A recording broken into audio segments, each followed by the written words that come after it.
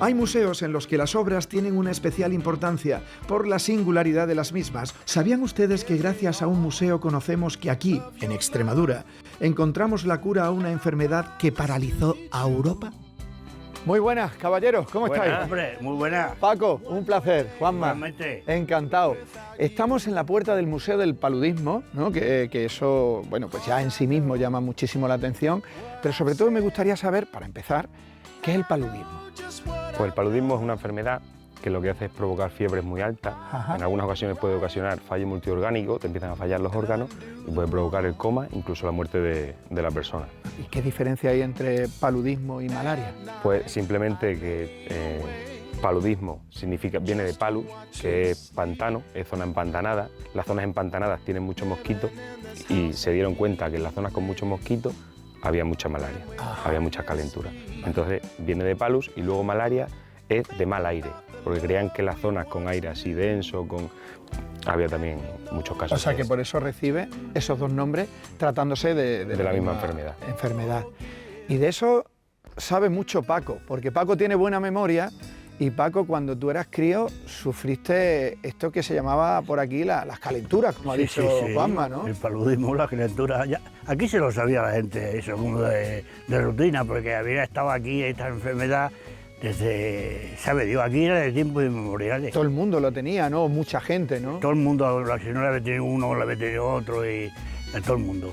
¿Tus hermanos también lo tuvieron? Sí, yo tenía 4 y yo 5 y todos las hemos pasado. Pues vamos a entrar con Juanma a conocer ese dispensario donde te trataron por primera vez, que hoy se aprovecha como lugar de centro de interpretación del paludismo. Paco, ha sido un placer. Igualmente. Y que se te ve divinamente, así Bueno, que esas pastillas hicieron buen efecto. Hicieron buen efecto, sí. Con los Muchísimas años que gracias. tengo y tal vivo.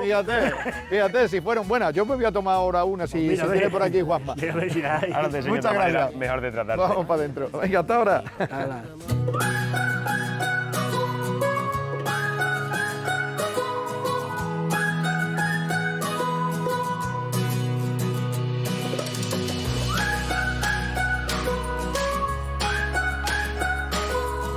Juanma, y aquí está, digamos, Una recreación de cómo era la era sala el del médico dispensario, claro, en aquella época. en este centro de interpretación. Bueno, así era como se recibía al enfermo. Cuéntame un poco cuáles eran los síntomas. Pues lo que tenían eran fiebres muy altas, que es lo que llamaban las calenturas, y luego había distintos tipos de fiebre. Que estas fiebres dependen del parásito. Aunque es un mismo parásito, es un plasmodium, hay distintas especies de él. Según cuál tengas de ellos, debido a su ciclo de reproducción, las fiebres son distintas. Ajá. Cada 24 horas tiene fiebre, o cada 48, cada 3 días, cada 4 las cuartanas. Al examinar la sangre al microscopio, encontraban el parásito y luego la especie del parásito. Así iban a saber cómo iban a ser las fiebres. ¿Y había mucha gente infectada por Pues esta zona? muchísima gente. Sí. ¿Sabe? Además, la provincia de Cáceres era foco principal de malaria en España. ¿Sabe? Desde que empezaron el estudio de la pandemia, unas 800.000 personas eran afectadas por malaria. Eso en toda indica España.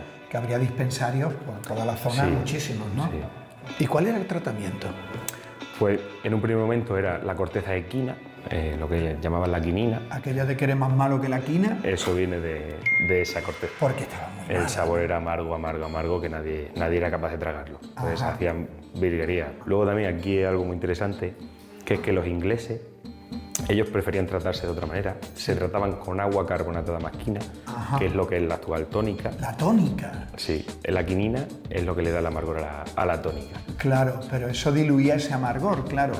Lo Y disimulaba. luego ellos, para el sabor de aquella tónica, tampoco les hacía nada de gracia, ¿sabes? Era un amargor muy fuerte, una bebida muy amarga.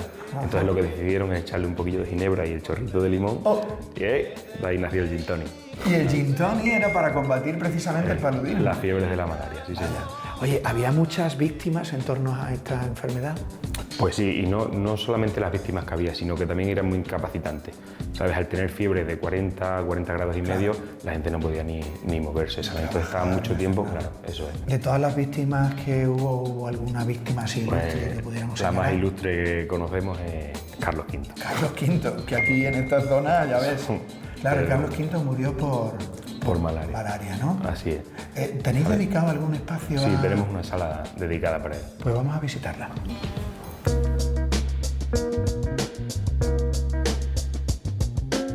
Hemos referido que Carlos V murió de la malaria, pero ¿cómo se sabe eso?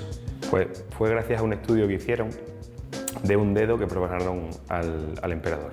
¿Ah, sí? Sí. ¿Cómo en la El historia emperador, eso? después de muerto, sufrió 2 profanaciones. En la primera de ellas, uno de los profanadores cogió y le arrancó un dedo. Vaya. Se lo llevó de recuerdo. ¿Por qué? No sabemos por No qué, sabemos pero por cada qué. uno... Y fue a parar a manos del marqués de Miraflores, que antes de morir, para que no se perdiera esa reliquia, lo que hizo fue donarlo con el resto del cuerpo. Que actualmente el cuerpo del emperador se encuentra en el Escorial, En el Escorial. allí en Madrid. Y posteriormente, luego ya en el 2004, Zulueta, que era experto en enfermedades tropicales, junto a Pedro Alonso, que era el director del programa de malaria de la OMS, lo que hicieron fue pedir permiso para analizar la momia del emperador, pero Patrimonio se lo denegó. Pero alguien le habló de la falange. Había un dedo por ahí. Mira, a ver, porque tenemos un dedo aquí en la sacristía, a lo mejor eso sí os dan permiso para analizarlo. Y se le cedieron. Y encontraron calcificaciones que son provocadas por el ácido úrico. El emperador había muerto de gota. Tenía gota. ¿No? Hasta hace muy poquito había muerto de gota. Pero no, analizaron y aparte de las calcificaciones encontraron también el plasmodium, el parásito, lo que certificó que Carlos V había muerto de malaria. De la malaria. Bueno, Juanma, ya sabemos cómo se combatía la malaria, pero ¿cómo se combatía el mosquito? Pues lo que hicieron fue introducir un pez. ¿Un pez? Que te voy a presentar. Venga, estoy deseando conocerlo, claro.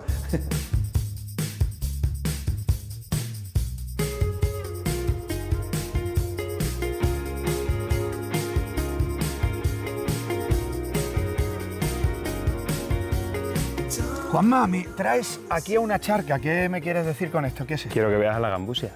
¿Qué es la gambusia? Pues Suena bien, ¿eh? ¿Pero qué es? El pececito que introdujeron para comerse al mosquito. Se alimenta de las larvas del mosquito, entonces tuvieron la idea, bueno, fue gracias a Sadie de Buen, que su padre era Odón de Buen, que era oceanógrafo. Lo que hicieron fue traerlo a Talayuela, que había allí un centro experimental, Sí. donde estudiaban la enfermedad, aparte de tratar enfermos y pruebas para intentar erradicar o disminuir el número de casos que había de malaria. Y lo que hicieron fue traer a la gambusia. Y probaron. Probaron soltándolos allí en una fuente, vieron que se adaptaban al medio, que sobrevivían y se reproducían, y crearon como especie de piscifactoría, donde lo que hacían era reproducir estos peces y luego se los entregaban a la familia. ¿Cómo se lo entregaban? ¿Qué Los hacían? metían en unos botijos, Sí. toma, para que lo eches en el charco de riego, para que lo eches en la garganta, en el río.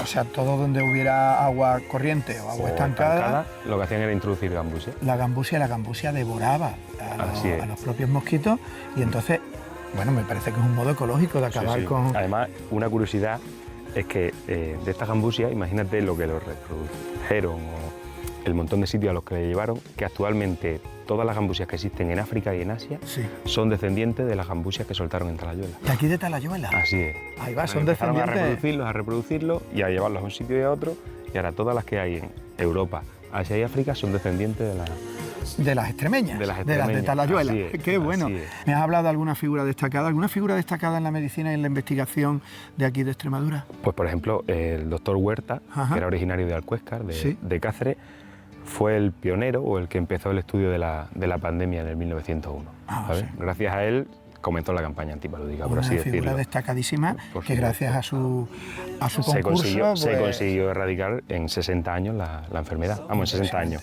en 64, ¿sabes? Que fue cuando nos declararon libre de malaria en España. ¿Cuándo se abre este dispensario? ¿Cuándo se Se abrió en 1923 Sí. Y estuvo abierto hasta el 68, Ajá. 4 años después de la erradicación de la malaria, porque este dispensario estuvo como dispensario de guardia, por así decirlo. Por sí. Por si volvía a Había un aparecer nuevo brote. o había un nuevo brote Claro. de malaria. Así es. Pues te voy a dejar aquí con las amigas gambusias, a las que queremos muchísimo, no cabe ninguna duda. Así que ha sido un verdadero placer, Juanma, haber visitado este Encantado. centro de interpretación del paludismo. Muchísimas Encantado. gracias. Hasta Venga, luego. Buen día.